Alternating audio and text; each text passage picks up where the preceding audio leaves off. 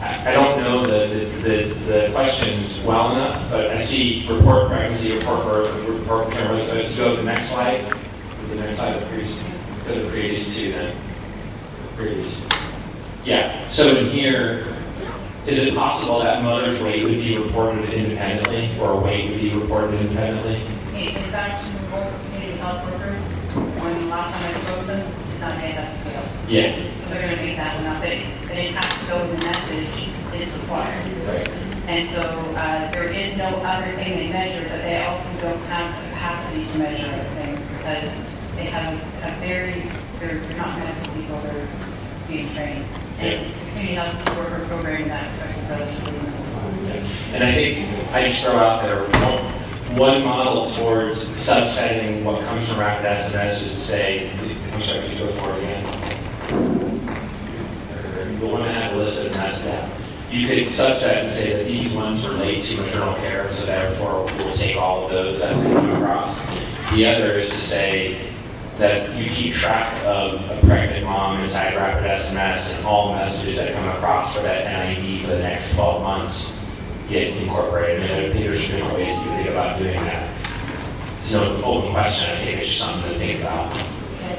I just wanted to clarify, I agree. In fact, I'm a proponent of kind of collectivity, but I don't know if that's going to be possible. Sure. For another reason, which we can talk about. That could be later, right? Yeah.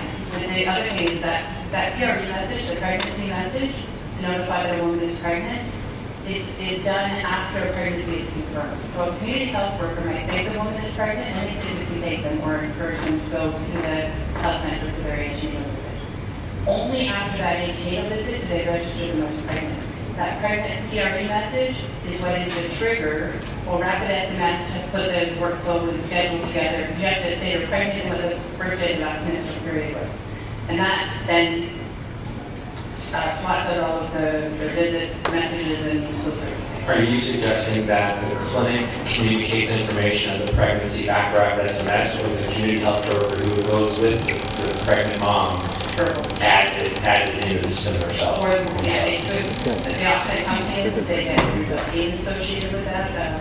Yeah. Okay. But if they don't accompany them, when the woman comes back, they say, hey, you should go to the hospital with that. Okay. So as far as rapid SMS is concerned, you've got this loop of people going out to homes, sometimes identifying pregnancy, a pre-pregnancy, which is confirmed by the clinic. Then that creates a pregnancy message. Right. Okay. So there is no pre-pregnancy message. Right, but there's pre-pregnancy knowledge which gets both of them to the clinic. Right. Okay. So maybe we'll move over to the clinic then. So in the clinical workflow, either they're seen by the community healthcare worker, or they're seen, or the mom knows to go herself to the clinic, right? And I'm presuming as part of that first visit, it's confirmed as being pregnant, probably through your pregnancy test. They actually said most of the day coming so relatively late, they just can do it by the same time. They only have to do it by a pregnancy test if it is questionable. Okay. So they do a clinical encounter at that point. And so let's walk through that process. So they come into the clinic, and in these clinics, is there a separate site for the maternal health, or is it the same registration test? Separate. Okay. Now, and that's for antenatal visits. Antenatal and immunization visits are held in the same place. Antenatal visits are held, return visit is one day of the week, it's say Tuesday, and new visits all come on the same day of the week, usually Friday.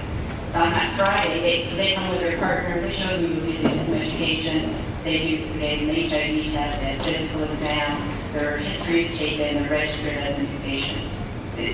Currently, in the way it flows now, the registration is not an open MRS because they're considered preventative care, as are immunizations. They're written in a logbook, and an antenatal register. And a single piece of paper is started as their antenatal record. That is an individual patient record, and the other one is just this big register. So when we went to Moosa Clinic a few months ago, they had a registration desk, and they had a separate A&C clinic. Correct. Are we suggesting that going forward, every mother will come and register into that first area? There's a separate registration area. Because you don't want the pregnant women in there with all the people that are sick. Okay. So they're registering in a separate place. There'll be a separate registration. Will be separate registration technology Or will it be the same registration code? It's the same. It's a separate screen because we just pull out the ANC registration process that's using xvid. And so you expect that there'll be a screen. You see that the markups will be sent to on the email.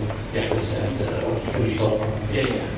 And so the ANC clinic has its registration process, which is a subset of the general registration process.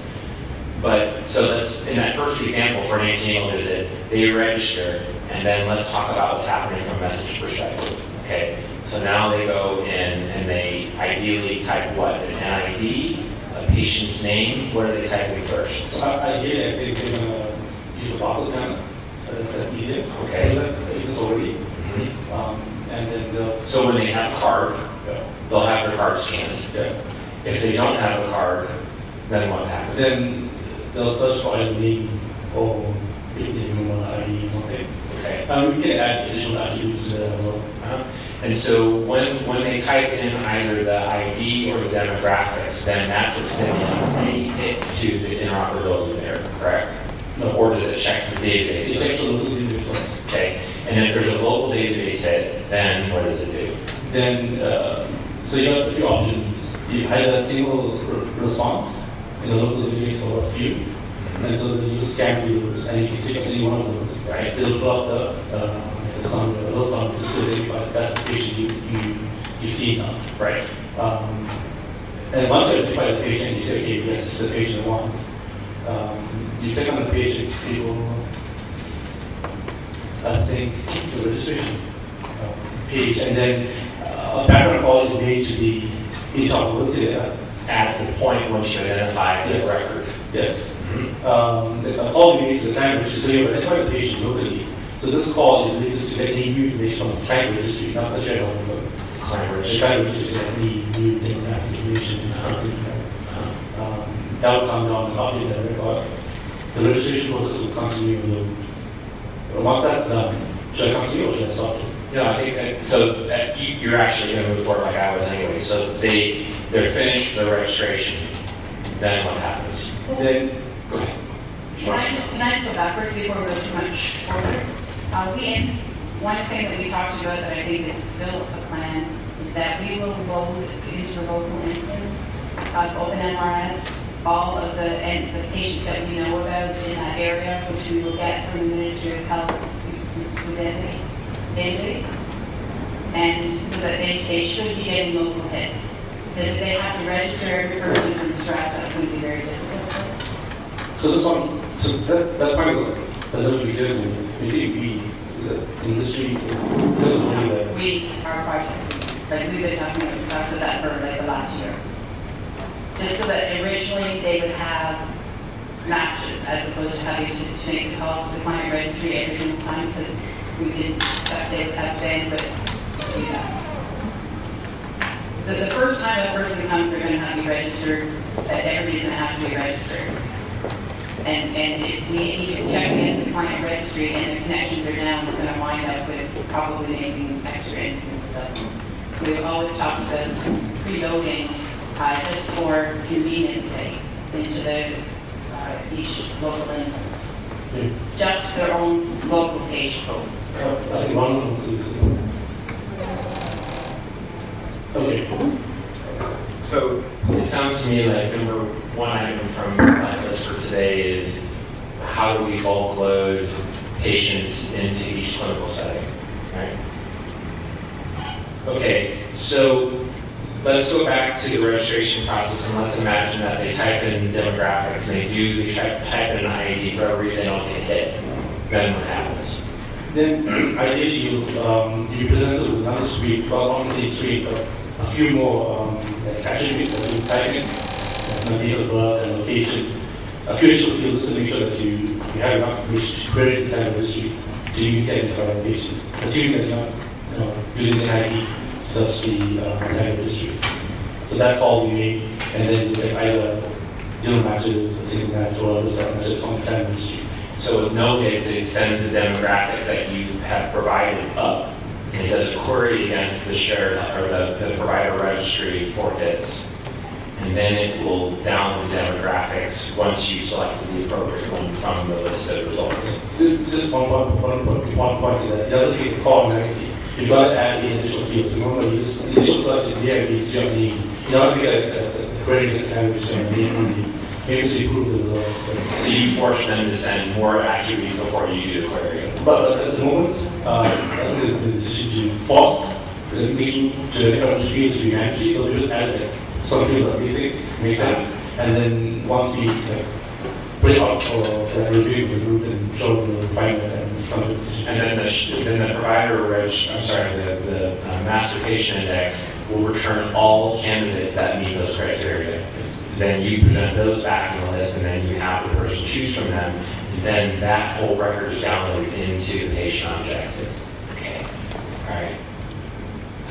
Are there any other circumstances that I'm forgetting there? So they either have their ID and they get updated, or they don't have their ID and you create a new record. If it's brand new and there's no hits, then what happens? That's the third one. So you would create the patient locally in OpenRest. You would then continue the encounter, register the patient, or the create the patient, and you would do Is that information sent up or no? Yeah. But it's sent to what? You kind of to create the patient in a city center kind of issue. Okay. And so in one of the three circumstances, you're creating a patient, right?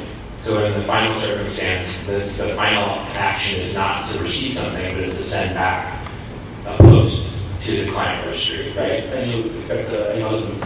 If not, then the other end of the scenario that's powered to everything is a queue management. So if at any point you don't, unless you look at a sponsor message or something, you queue that into a processing queue or something. Right.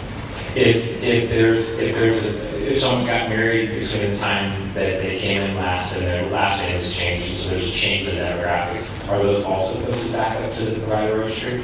I mean, the client registry? As an update? Yes. At the moment, I haven't done Okay. So that's fine. I just want to make sure that we're clear on that. So the only time that there's new information put to the client registry is when a new person is created. Well, the plan is to the young people as Okay, so there are plans for the first round to implement an update of the record. And then after doing the registration process, when you identify the patient, you have an opportunity to update that information that you're doing. Okay. And once that update. Okay. So regardless, one way or the other, by the time the registration process is done, you either create a new record, you update the record, or you latch onto an existing record as is. Okay. So now we're past that point. Now we move into the clinic visit. At the end of the registration process, that's also key to the process of the local patient record getting the most recent version of the shared health record, correct? Yes. And what form does that come in? That's what we were just talking about, right? Yeah. So right now it's the RO1 dump, basically. Correct? Okay. So that comes down as the final action of the registration process. Is that right? Just one step further. So the end of the registration process, what we sort of propose with Visual is that we create something a patient queue. It's not really an appointment sort of queue, it's more like a waiting queue. Because at site distribution, there's a desk at the front to do registration. Yeah. And then there's typically a waiting queue before they see natural information to get. And so this will improve the workload. We registration for the spec. Some button added to the queue. So you have like a grease board. Yeah. It shows the people that are available that haven't been seen yet. Yes. And do you keep status tracking of where they've been seen, or is it just a list of people that are there and haven't been finished yet? Well, for now it's very basic.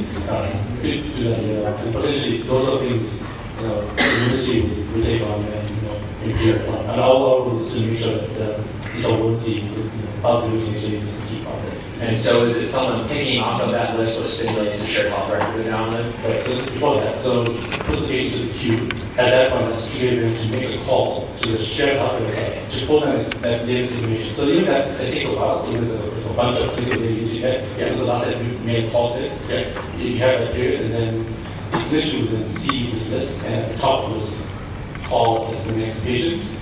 Click on that link, which bring up the organization dashboard. Got it. The first page you see will be return summary. So when someone logs into, when a clinician logs into RHEA, what they're presented with is a list of people that haven't been seen. Okay. And when they click through that top person, it immediately brings them into their record, which then presents them to the summary of what's happened. It's cool. Okay, so you want to see a model of it? Yeah, sure. The page, you want to see. Can I just ask while that's going on, just in terms of the identification of the patient, are the patients going to have cards? So I'm probably a bit behind on this, but there was Some will, some won't. okay. I think even when it's perfectly working, some will and some won't, right? So the intent was that when a registration is done, that barcode label will print out that barcode. They do carry around with them a card which contains some of their information. Everybody does. You can put the barcode label on that or on a mutual card, whichever seems to be more durable. So they should come in barcoded already. Only after the first visit. We anticipate nobody on first visit to have it in our first round. Okay, so if they don't bring the card. But they typically have to have a mutual card anyway to get care object. That's not true for prevention services, but they do carry around pretty religiously. If they didn't have the card, you can search for them by name. Yeah. And so there are three models. I'm just thinking of that, so buying for post searching. Right. Well, That's what yeah, I don't know if you heard the previous discussion, but one model is they barcode the ID and they do a direct query based on that.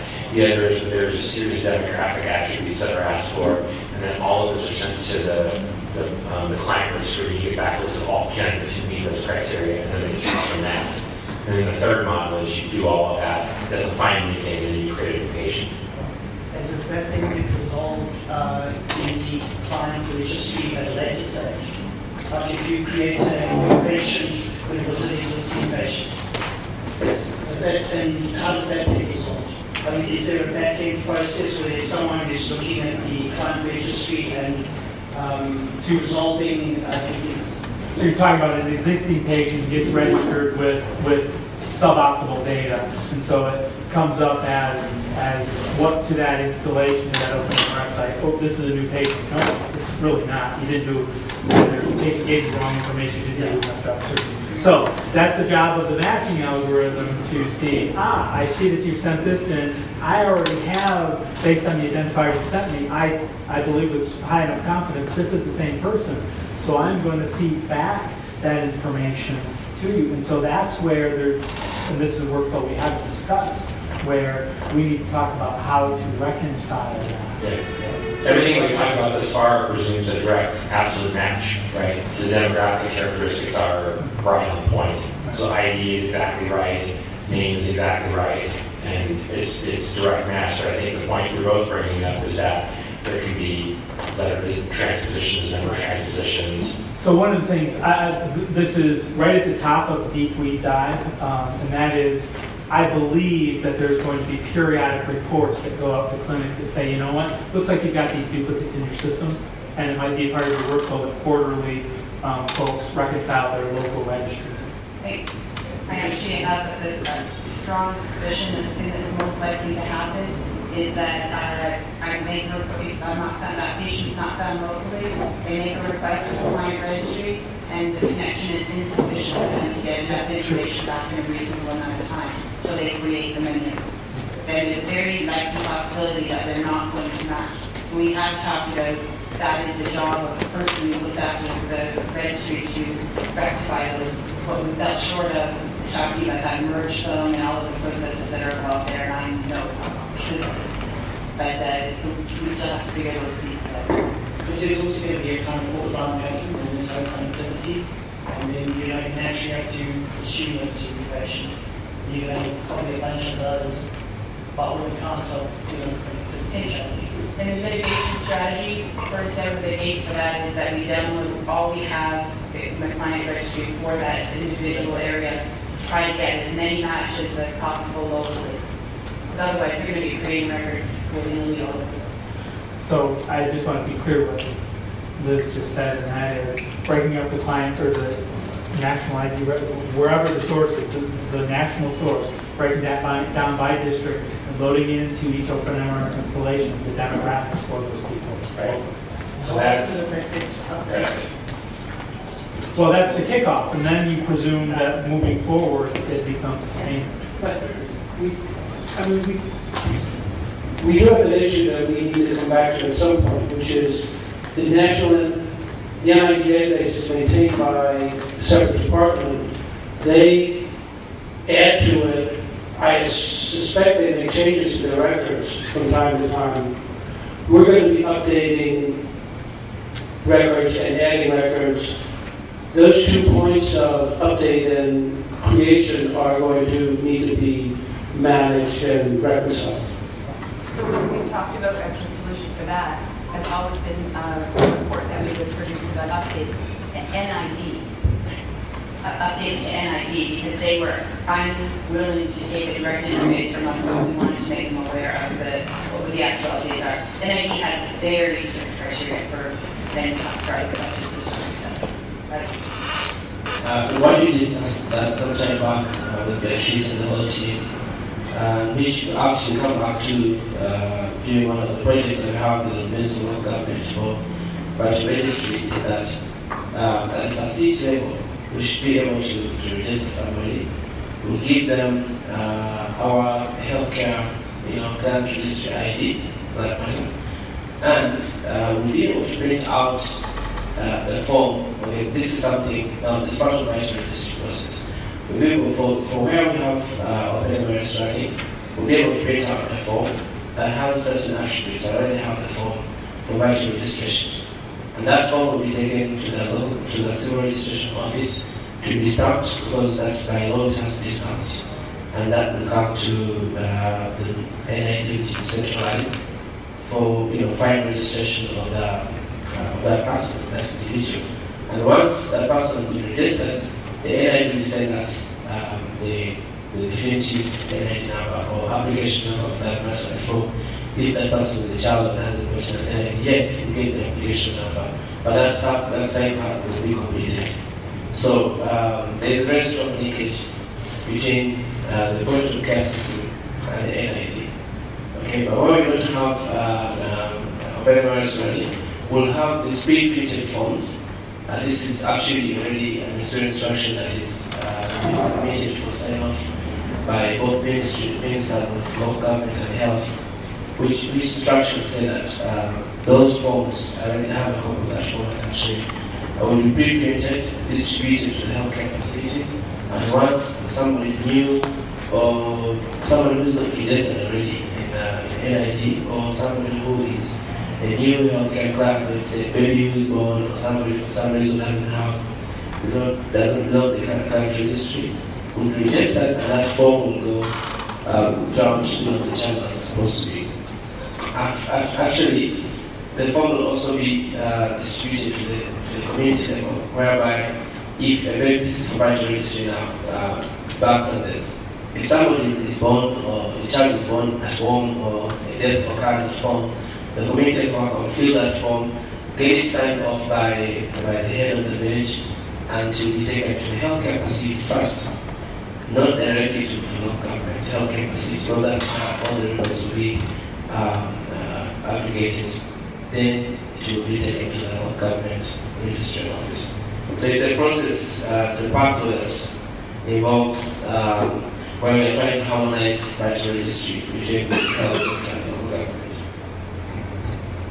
Okay, so just to summarize the registration process, things we have to look at a little bit more: how to load patients into each clinical setting, how to handle typing mistakes during registration, so that really relates to fuzzy MPI matching, right? So that's on the MPI side. And then how to merge during coincidental duplicate record creation, which would happen potentially in a disconnected state if you haven't done a query. I can imagine cases, so you can do deduplication on the MPI side. I think those are three things that we have to spend a little bit more time thinking a little bit more about.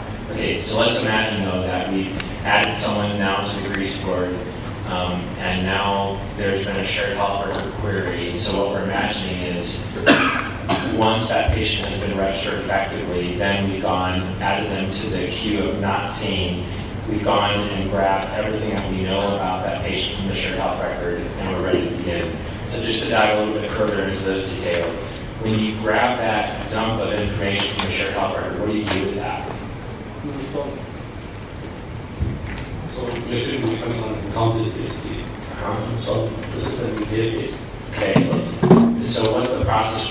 If when on subsequent visits they already have those encounters documented, do you keep track of all the encounters and then just create the ones that don't exist, or what's the process for reconciling when you're getting redundant information? Okay, so the process, and this is operating is we take I make query to Chris is the shared health record. The first time I've never queried this before. The parameters will be the time stamp will be between up. So this will be everything that he has. Because I don't know if we had that information before. Then I'll keep that time stamp locally. And so the subsequent queries I'll decrease that time stamp and then we'll give you everything after that. So every time I get stuff, I assume that it's new and I just store it as contents. Okay, so when you get an R01 dump from the shared health record, you're going to presume that the timestamps, you're only going to look at ones that are after the timestamp that you last kind of looked at for that record? No, the timestamp is in the query, is in the get. And so you're not getting a full record every time, you're getting a subset of the record based upon a date. Yes. Aha. Okay, so the shared health record needs to only present those encounters after that date. Yes. Okay. And so there's going to be one case where you get everything that you know, but then subsequent visits it's going to be everything after that date. Yes. Okay. What happens if a mom gets pregnant again?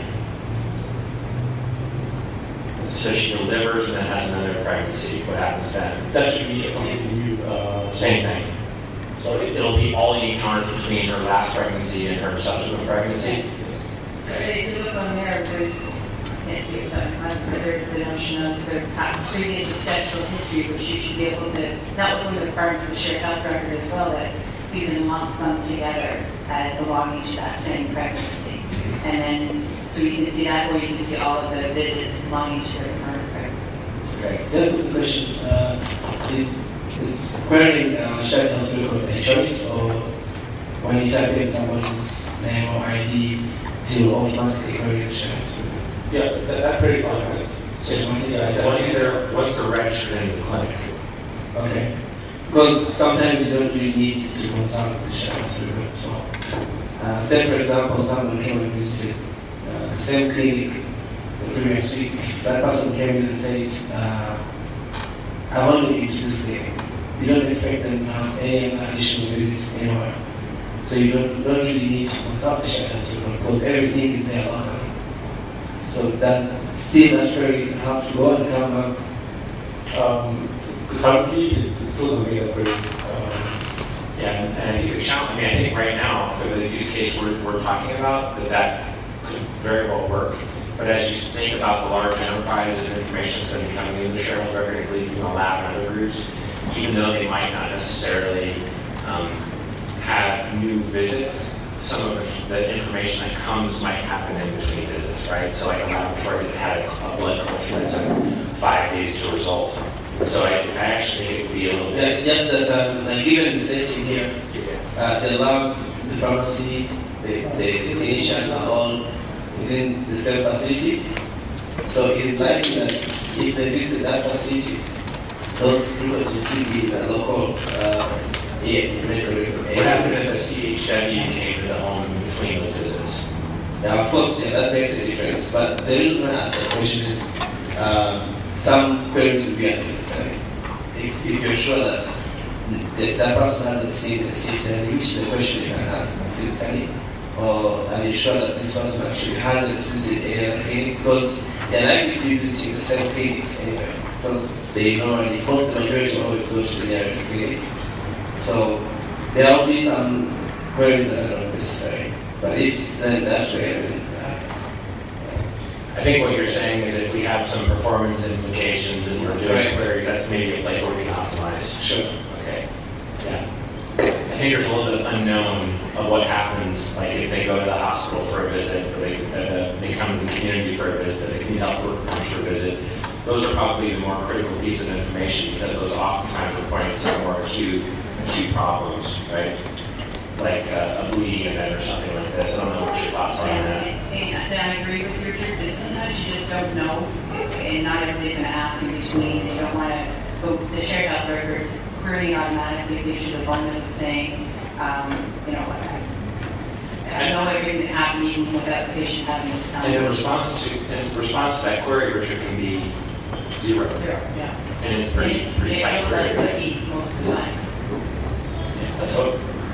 Okay. So anyways, so at that point, they've done the registration process, and you're actually populating the open RHEA database with observations and encounters, you know, for everything that's not there, essentially. Yes. Okay. And if for whatever strange reason something comes across, like 2 encounters on the same date or something like that, there is a way that you're looking to check whether there's already that encounter in the database. You're not automatically creating a duplicate, correct? I would do some checking there, right?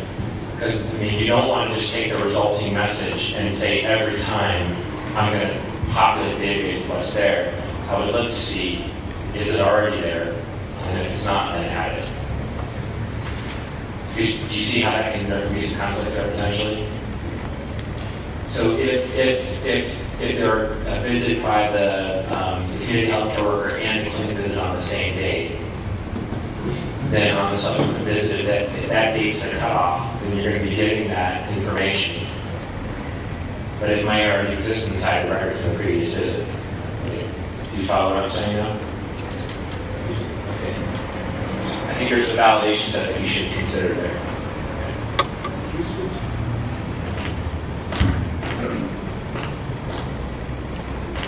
Is it useful to have information coming back which are major risk factors, like HIV status? Yeah, and so those are the things that are being asked during.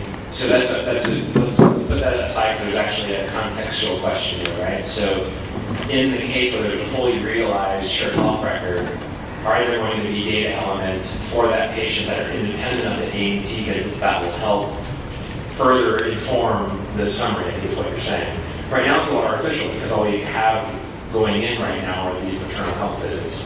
But I think going forward, there'll be information coming in from different use cases around HIV and primary care that will further be able to augment this. And I think that design will still allow for that because there are going to be new encounters since the last visit.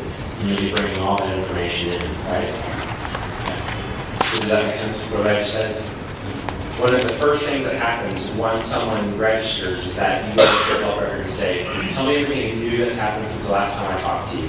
And that can include visits in the HIV clinic once those are actually being sent up to the shared health record, obviously, right? Okay. So then this is the summary. So you've taken all of those data that are available from all the previous encounters and you synthesize them into this. Yes, right? So you want to walk us through that a little bit? So probably this that us to walk through that. We had a few sessions with the last person meeting. This is what we came with. So the top Let's talk about what goes up from the encounter. What's that from the encounter? We're not done with the visit yet. We're still on the visit. But we have a little bit of a catch-22 because this is data that the SHR summarized from. No. The summary happens in the The summary is purely generated by the clinic system. Yeah, so the top part is this delivery summary of previous births. So as she has additional pregnancy, she'll be able to see the outcome of those pregnancies. The next piece down is their obstetrical history. This is the, and this is synthesized from the data that is going to be collected over the visits. Most of it in the first visit. So it's got pregnancies, births, live births, stillbirths, cesareans. And the gestational age will be calculated each time the screen is rendered based on the last menstrual period. And there's also an accuracy check in that. There's some a notion of the presentation of the fetus and the risk factor, the risk identifier, which they fill out right now in the forms whether or not the woman is to give birth in a health center or hospital. So we've prioritized some of these items, especially for risks, to only show those positive risks, not when the answer was no.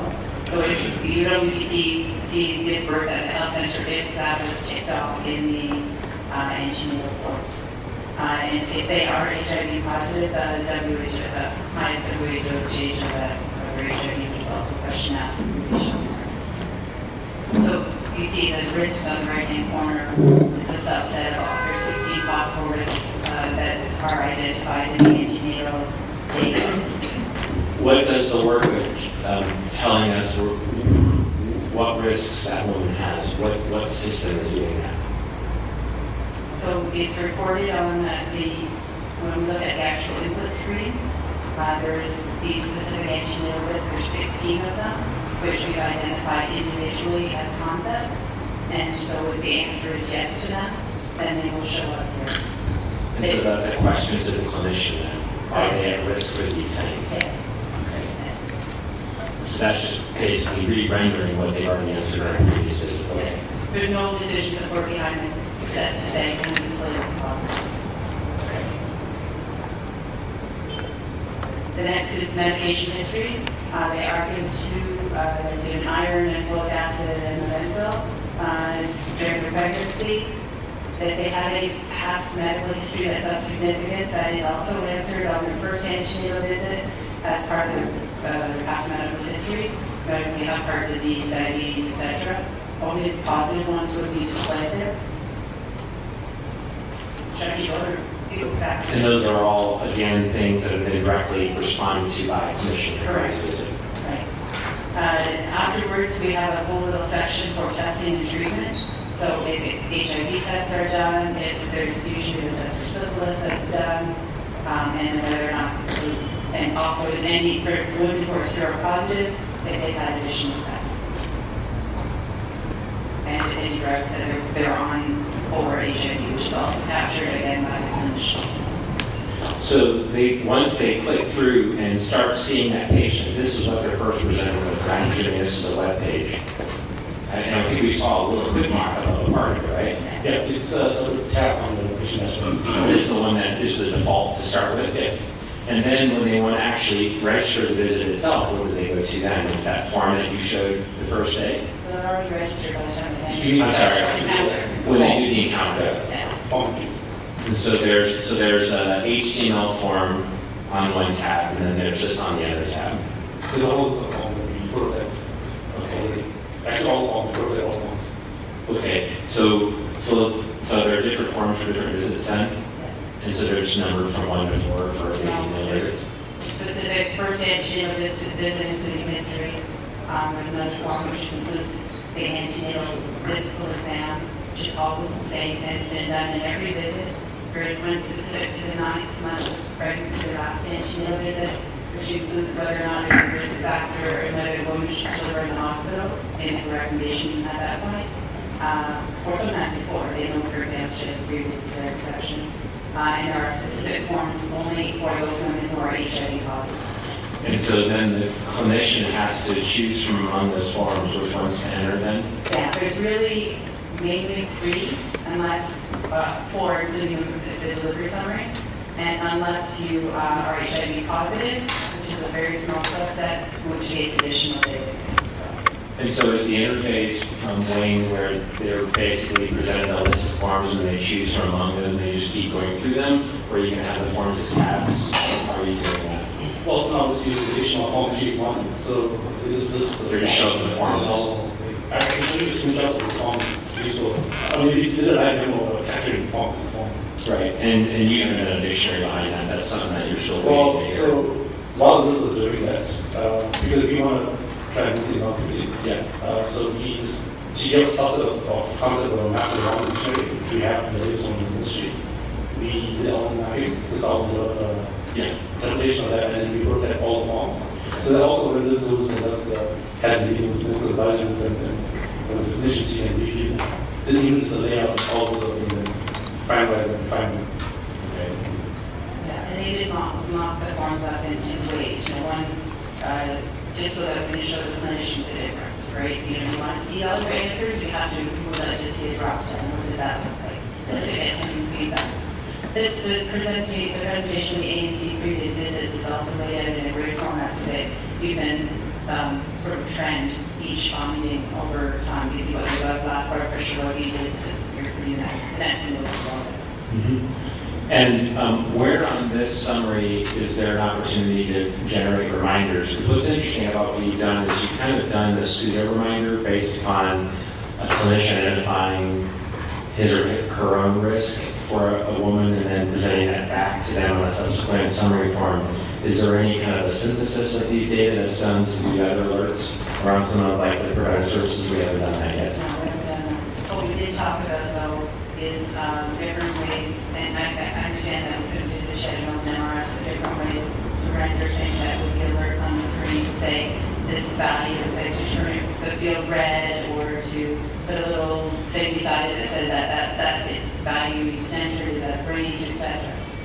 Same with, for example, when an answer is something that is of concern, like that the size of the uterus does not match, or the fetal height does not match the manifestation, then they can go ahead and we wanted that to alert them at some point. Not that they were entering out of range data, but to have a small bit of decision support that says it would be, it is abnormal. Right. And are you just going to do that as like a patient flag or something like that? Like, there's a couple places on the OpenRS interface where you can make that kind of show up at the top, and they have to kind of exit it to leave it. And we think about how agent. So I think there are a couple of open questions that were not really discussed a lot in depth yesterday, but I think are probably worth at some point discussing. So we need to figure out first off what the decision support interventions are. We need to then understand to what audiences are they useful. Is it only to the people in the clinic, or is it more broadly useful? And that I think will determine where that work around generating that reminder and that inferencing is done. So if the inferences are only useful to the clinic, then it doesn't make a whole lot of sense to have the shared health record generating those.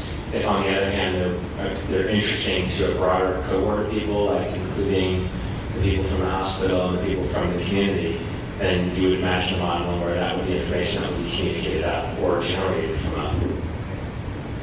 Right? Because I think there was a presumption in what was talked about that all reminders are going to be generated by a shared health record. That's what I heard, I think. Right?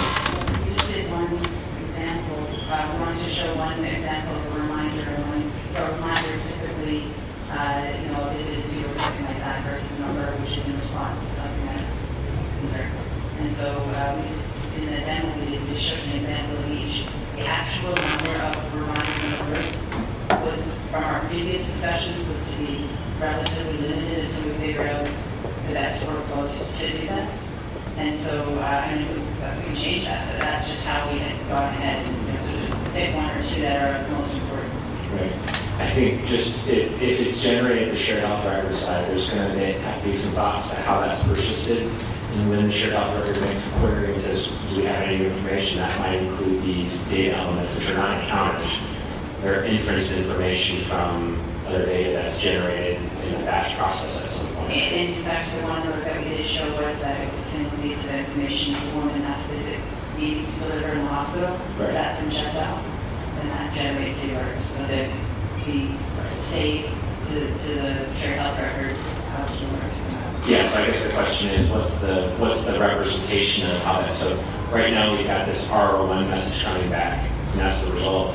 But if it's an alert that's coming from shared health record, is that rendered in an R01 format then, presumably? Yeah. A separate encounter? Or? We went to the community health progress about this, and that's in response to a message she sent. Okay. So that's the first example of information from the shared health record going back to the rapid SMS server. So let's hold that aside because we'll need to go back to that in a second. Okay.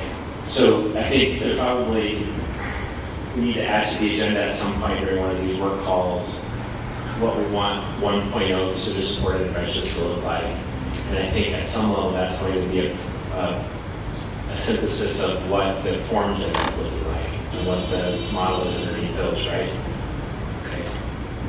Does this all have an electronic display, or is there an option to print out a paper, like a patents patient summary sheet with these alerts on it?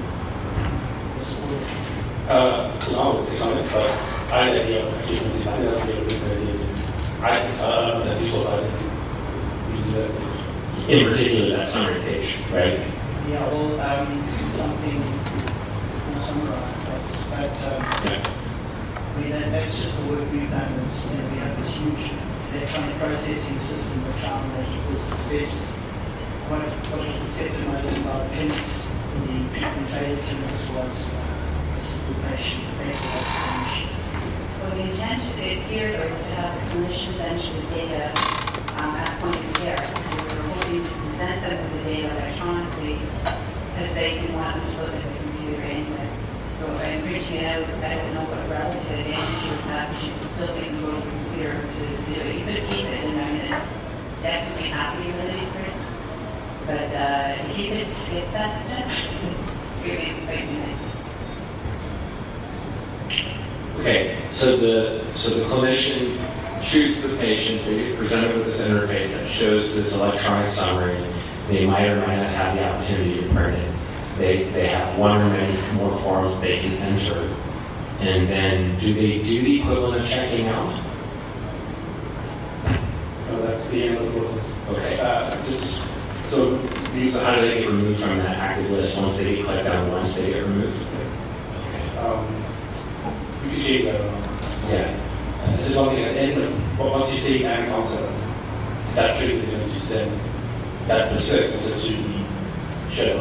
So if you, in a single visit, currently, if you use multiple forms, we have multiple separate messages. You can change that, that's easy to do. That's the current. Yeah. First, it should. Yeah, and I think there are a couple of ways you can go about doing that. First, to me, people might click the wrong person, and you don't want to lose them from the list. And so what you could do is on first successful form submission, you could pop them off the list, right? Or you could say, do everything you want to do within the auspice of the visit, and when they're done, say they're done, and then that submits all of the data as a single encounter. So you can take those forms, which are really portions of an encounter, coordinate them together into a single encounter that goes up. Do you follow what I'm saying? I think there's a little bit of complexity involved there, but I think those are the different options. So it seems like there maybe is a little bit of thinking about, but I really think that creating separate encounters for each form starts getting a little ugly because they're really all the same encounter. They're just broken into different groups. I don't know what your thinking is on that list. I'm happy to do that. I'm not that familiar with OpenMRS. I wasn't really aware that we would create, every form creates its own encounter. I thought it would, that an encounter could have one or more to sign up, right?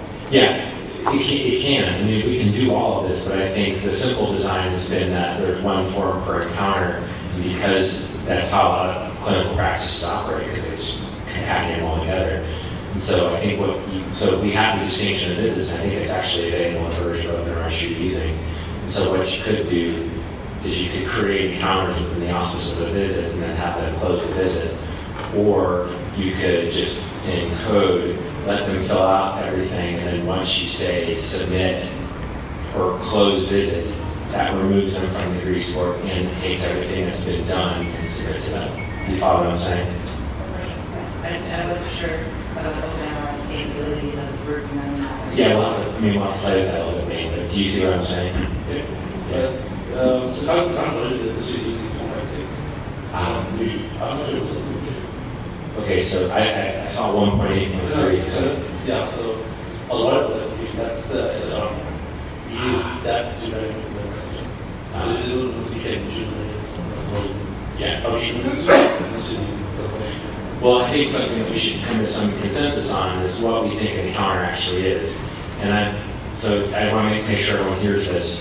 What right now is designed in the prototype is that every time a form submitted, that's a separate encounter. So you could create, quote-unquote, 3 encounters for a given visit.